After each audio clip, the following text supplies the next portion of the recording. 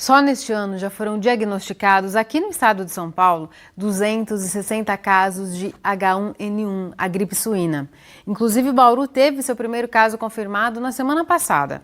Desse total de todo o estado, 38 pacientes morreram. O número de registros já supera o do ano passado inteiro.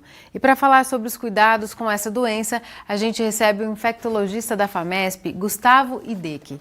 Gustavo, muito obrigada por sua presença aqui no Nesp Notícias. Muito obrigado pelo convite, Larissa. Gustavo, a principal dúvida das pessoas agora, uma das principais, é como que se protege desse vírus H1N1? É a vacina, é a mesma vacina que protege contra a gripe? Eu acho que nós podemos dividir os cuidados em duas realidades bastante distintas. Uma, parece que as pessoas começaram a se esquecer já, e começou desde 2009, que é o ato de lavar as mãos antes de se alimentar, lavar as mãos após o contato com algum ambiente público, evitar coçar os olhos, levar a mão à boca, coçar o nariz, que nesse movimento você acaba trazendo o vírus em contato com a mucosa e a partir dali que ele consegue causar a doença e invadir o corpo humano. Existe a segunda maneira de se proteger, que é a vacina, que deve estar disponível daqui a no máximo 30 dias aí para o estado inteiro.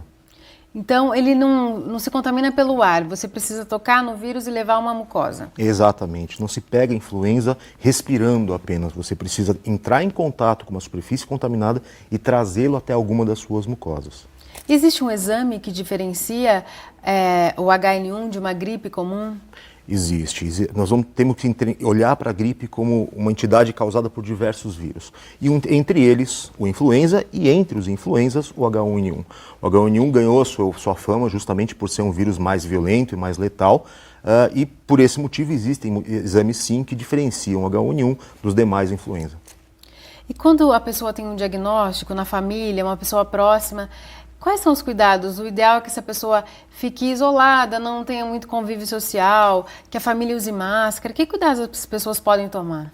Normalmente, quando você detecta um caso dentro de uma família, é bastante razoável se pensar que a maior parte das pessoas que habitam junto com essa pessoa também já se expuseram. Nessa situação, é só monitorizar por sintomas. Não vamos esquecer que continua sendo uma gripe. Então, é mais comum você se contaminar por contato e por proximidade do que ambientes externos. A partir do momento que você tem um contato, sim, pessoas que desenvolveram sintomas semelhantes, febre, dor de cabeça, tosse, devem procurar atendimento médico, sim.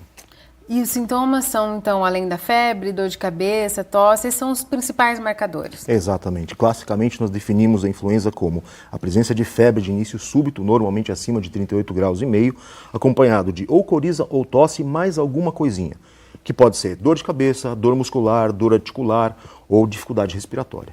E esses sintomas, eles perduram por quantos dias? Isso é bastante variável. Nós temos febre que normalmente dura entre 2 e 3 dias e uma tosse que pode durar um pouco mais. A questão é o período de recuperação após a infecção. Normalmente as pessoas podem ficar tossindo por até um mês depois da influenza, ainda transmitindo o vírus, porém já sem o risco da evolução mais trágica.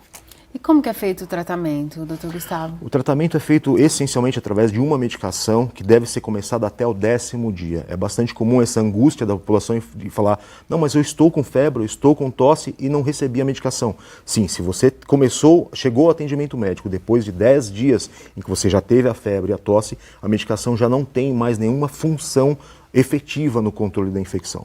Ou seja, teve a febre, a dor de garganta ou a tosse, procure atendimento médico logo no começo, para que a gente possa começar a medicação e assim evitar as consequências mais trágicas. E como que essa doença leva à morte? A gente já viu 38 registros de morte no estado só neste ano, é muita gente, né? Exato. O influenza é capaz de causar o que a gente chama de síndrome da angústia respiratória.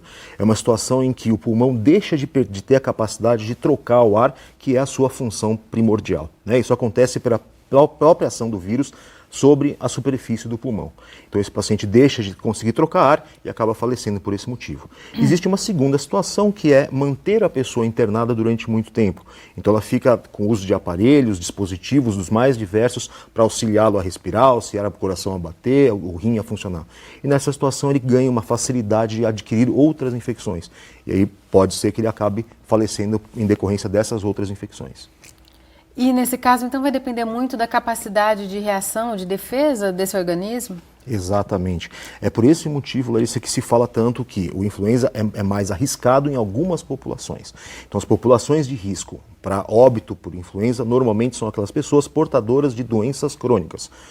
Quaisquer. Asma, diabetes descompensado, doença cardíaca, o HIV, ou outro uso de medicações que têm ação, né, imunossupressora, todos esses pacientes estão mais suscetíveis à evolução mais trágica.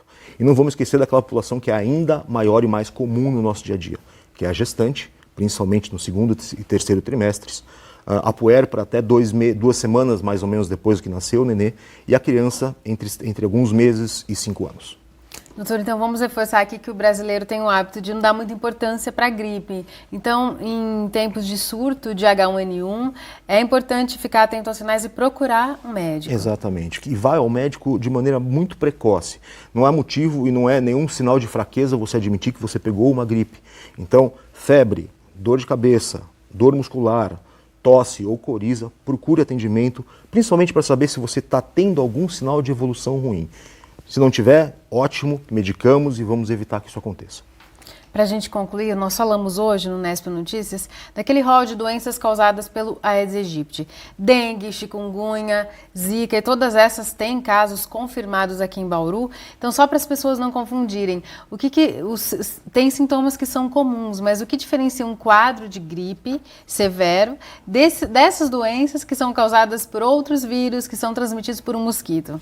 Vamos lembrar que o H1N1, apesar do nome diferente, ele continua sendo uma gripe. E uma gripe é classicamente definida pela presença de tosse e coriza, ou seja, sintomas respiratórios que não existem nos principais casos de dengue, chikungunya ou zika vírus. Então, esse marcador é importante, né? Problemas na respiração, que diferencia. Tá certo, doutor. Muito obrigada por esclarecer essas questões aqui no Nesp Notícias. Muito obrigado, Larissa.